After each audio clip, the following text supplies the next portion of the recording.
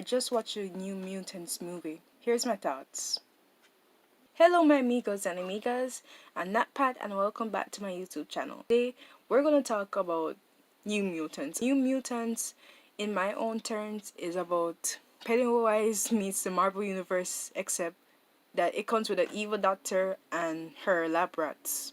It was directed by Josh Boone, who was a part of the Fault in Our Stars movie, which is surprising. The producers, I am so sorry that I'm gonna butcher them, was Simon Kingberg, Karen Rosenfeld, Lauren Schooner Donor.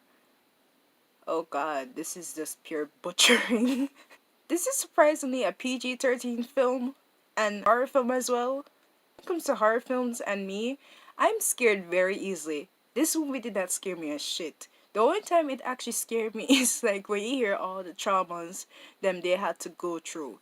That really scared the hell out of me. Like, damn, y'all go through these traumas because you're mutants? Why do like all of the superheroes had to go through some serious type of trauma? I mean, I get it. It's a movie and it's superheroes, but like, you just like to hurt kids. I swear! The movie begins with a Native American teenager named Danielle Moonstar, who is played by Blue Hunt. Danielle was running for her absolute life from a tornado destroying her town, killing her friends, her neighbors, and her family. Her dad had to hide her in this ditch of a car, and after the tornado has gone, or I will call it unseeable force, because we didn't see any tornado, it was just this weird, dark, ominous wind just falling all around this entire time. She ended up in the forest where she see a lot of snow, and the unseeable force came to her, and somehow she hit herself on the head, and then all of a sudden she woke up. She woke up in a hospital, and we got a little bit of a crash course of how mutants are created by a therapist slash, I don't know, a therapist slash doctor called Celia Reeves. This is done by absolutely killing all of their friends and family by a freak accident or some sort of bullying, because the writers and the directors and the producers like to see pain until they start struggling like Batman. Have you seen that Onion news where every single time where all the father's sons are dead, so the sons had to like start killing people and start destroying people and all? Yeah. After receiving all this information, she couldn't comprehend anything, so out of survival guilt, she tried to kill herself by jump off of the church building, but that didn't work out. The only person that actually got to see her was Renee Shinar, played by Maisie Williams. After that, she met Ilianda Rapustun. As we first got to see her, she is a racist bigot bitch. And she was telling her that this place is a whole trap. So no matter what you do, you can just like run out and you might get killed. And that's what she did. She ran and she got hit by a big orange force field. Later on in the movie, we see the rest of the characters, like, what's his name? Sam Grundy, and the next dude, I can't remember his name. Shit. All I know that his name is Sunspot. What the doctor is trying to do is to help them go through their issues and how to control their powers, even though throughout the movie we have not seen that. The only thing she just did is just like trap all of them. They can't even do anything freely. And this is for go on to Charles Xavier. As we found out in the movie, little by little, we start to realize that this mental facility was not the mental facility we know, as in to help, no, these teen adult children, and having like a bunch of sneaky and traumatized and gaslight children, you know this is not going to end out well. In the movie is Magic. She's a little bitch. Oh my god. I despise her throughout the whole movie, and I loved it. This girl thinks that she's a hot shit because she killed off a bunch of people and because of her power levels, but we all know that is a pure facade. In reality, she's just like the rest of them. She's just a scared little girl who tried to compensate by showing that she's tough and angry and would like to kill people and being a racist little shit. Danny see through it, and I'm glad that she see through it because she had to be the one standing up. I'm so glad that she slapped the shit out of her, even though that turned into a pure cat fight. And I wish Danny could use her powers more against her to get back at her. What I really love in the movie is that they show the representation of people who deal with trauma, especially Magic's own, because I always see in the movies that they always show like the soft and forgiving and this emotional person. But in reality, it doesn't work like that. Not many people are like that, unfortunately. People are bitter.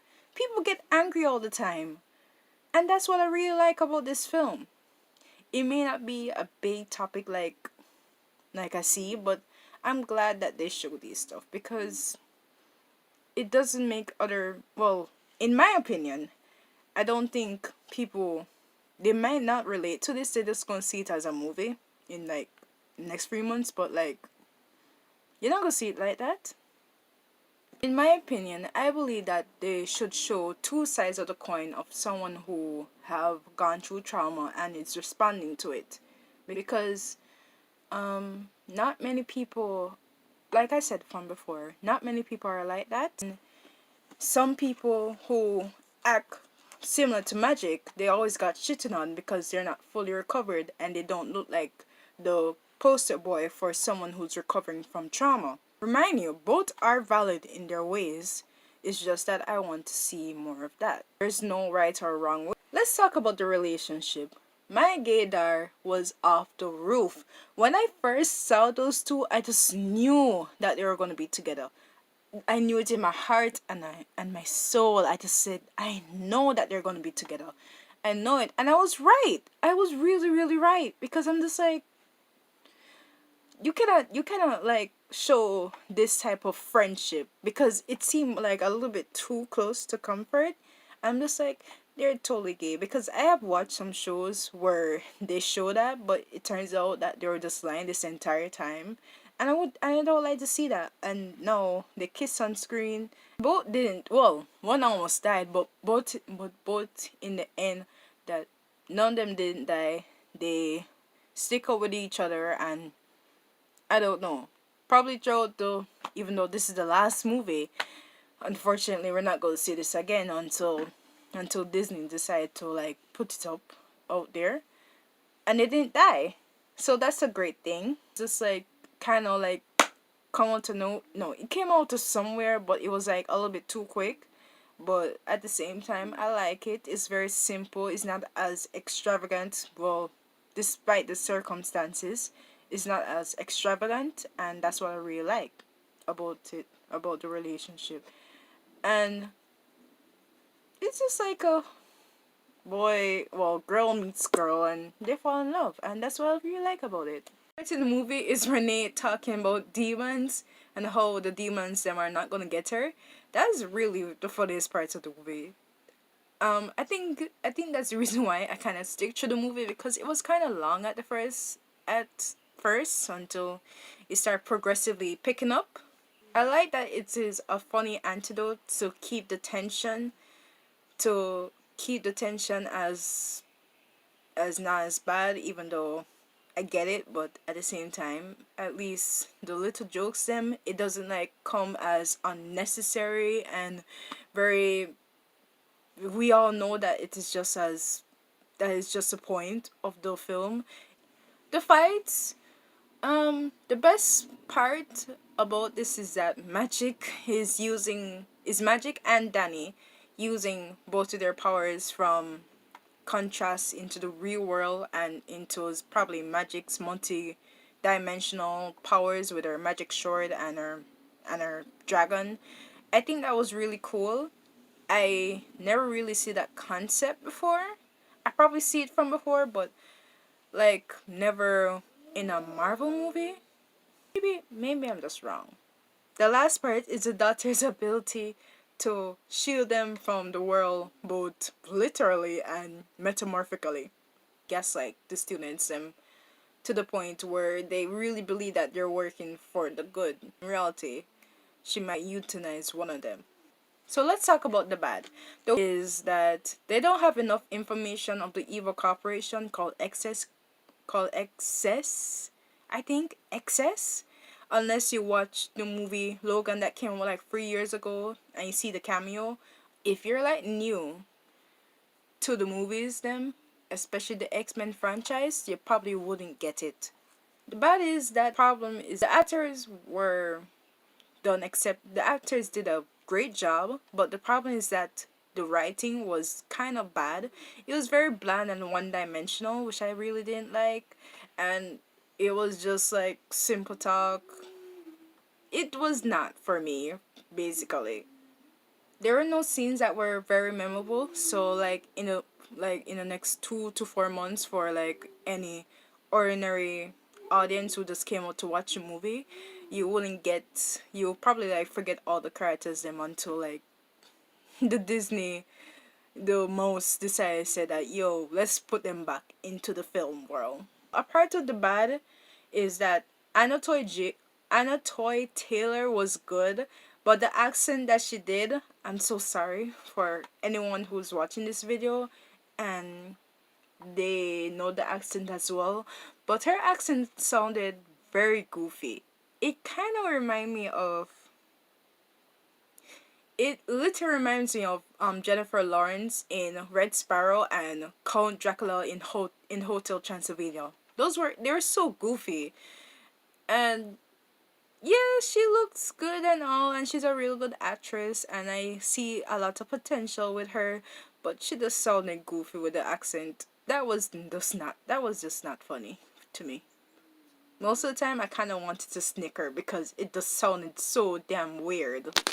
The best performance in the movie, this is the good, is the doctor.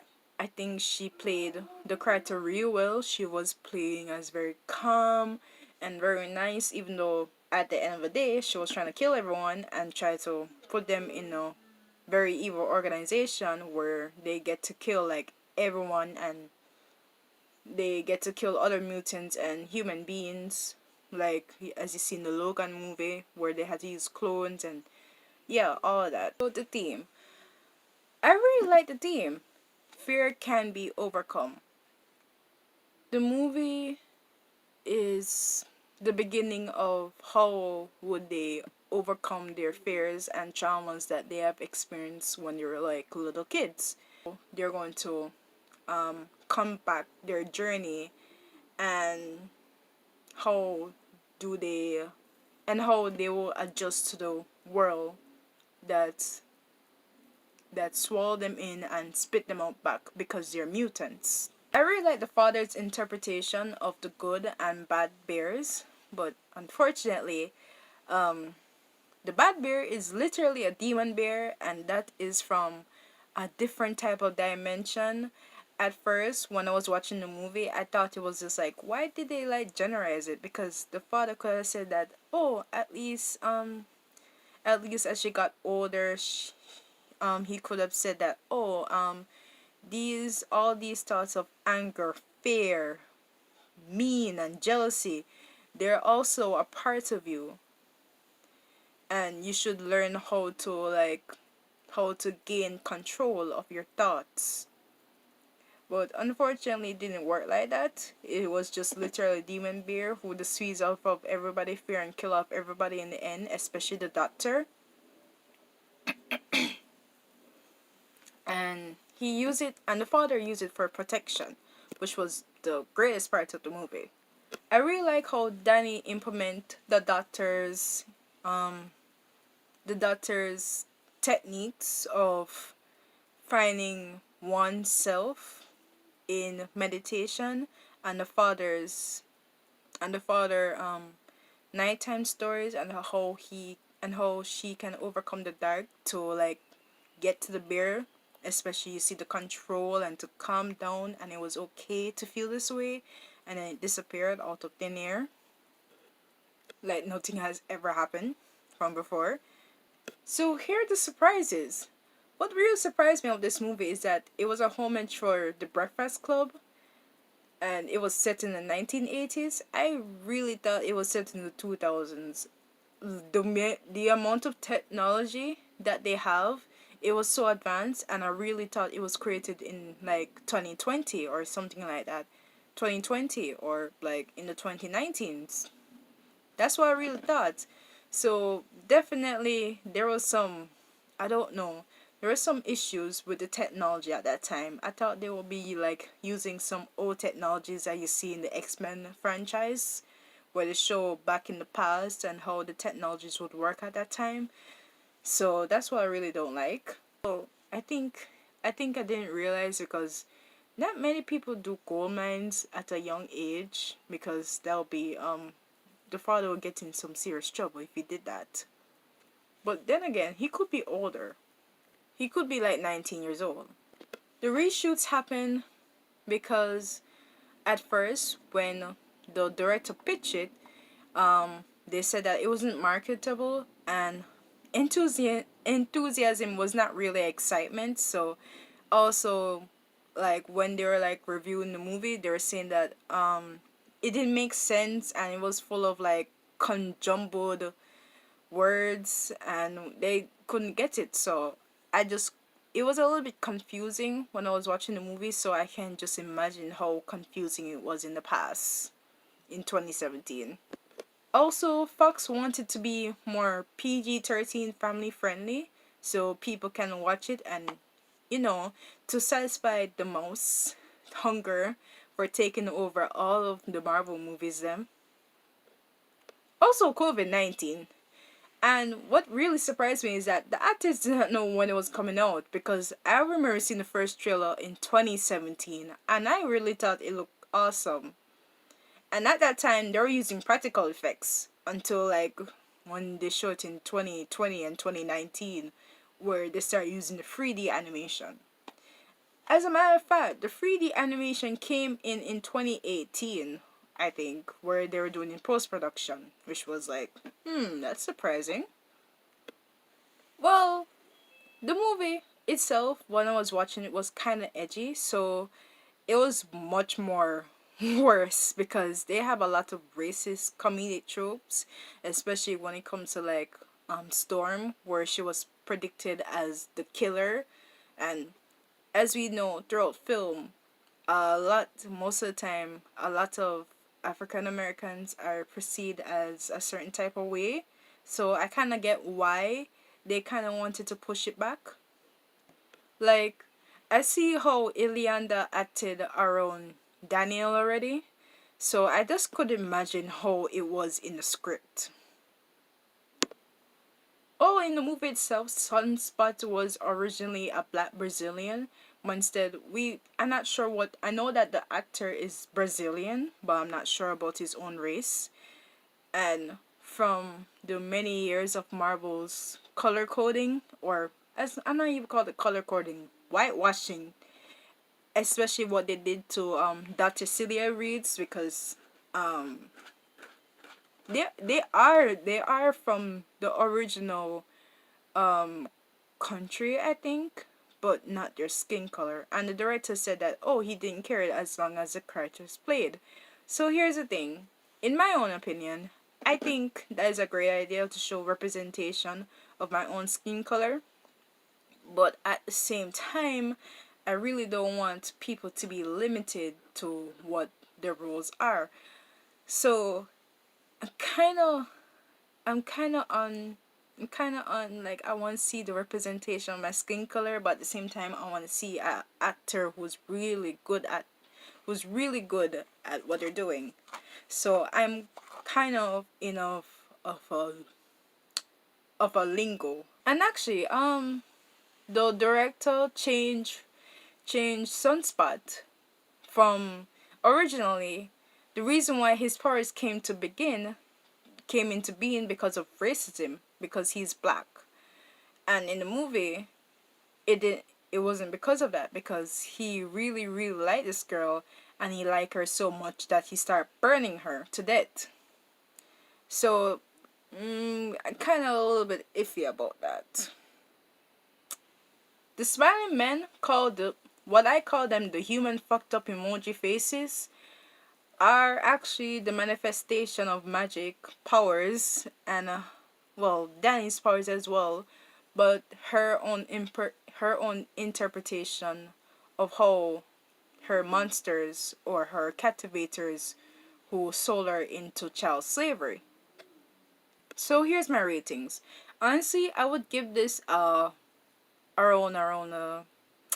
I'll give this, for the ratings, I will give it around a 6.5. Though acting wasn't as bad as people would say in the film, as in no, as it is not as bad as people would say. It was very simple. Uh, there there was not much substance to it. I could just like forget it in like the next 6 months or so, and it was very simple. Yeah, that was it. Honestly, I think I would watch this in the theater if quarantine was not here. If quarantine was not around, I would watch this in theater to see what it's like. I probably would like the 3D. Nothing was not. It was just. It was just bland. That's so. Thank you for watching this video.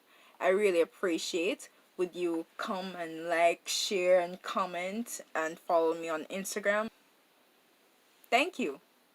Adios. Bye.